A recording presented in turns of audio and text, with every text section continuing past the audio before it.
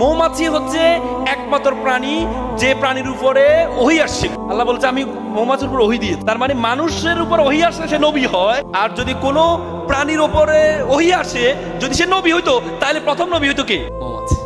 এই মৌমাছিটা আল্লাহ কার জন্য সৃষ্টি করেছে জানেন?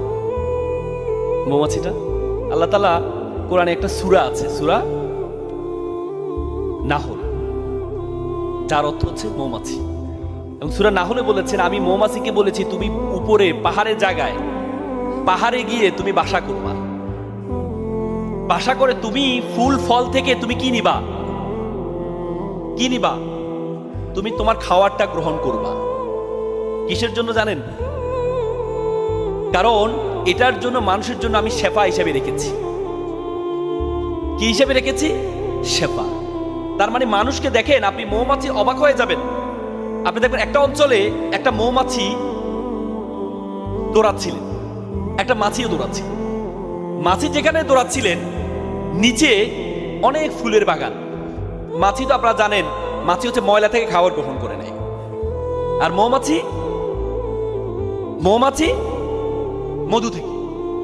যেখানে মৌমাছি দৌড়াচ্ছেন সেখানে কি আছে? সেখানে হচ্ছে অনেক ময়লা ডাস্টবিন। মাছি যেখানে দৌড়াচ্ছে সেখানে হচ্ছে ফুল। আর মাছি তো ফুল থেকে সে খাবার নিবে না, সে তো ময়লা থেকে নিবে।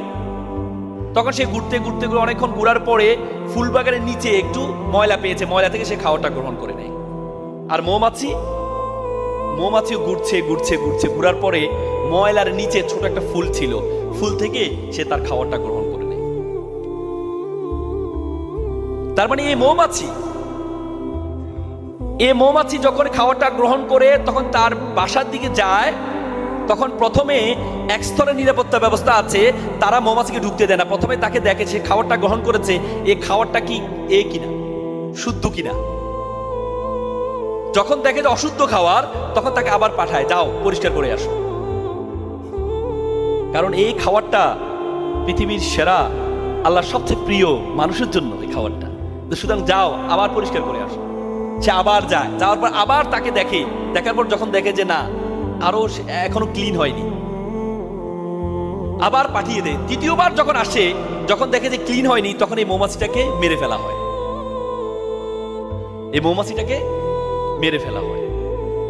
তার মানে এই মৌমাছি যে মধুটা গ্রহণ করে নেয়, ওই মধুটা কার জন্য?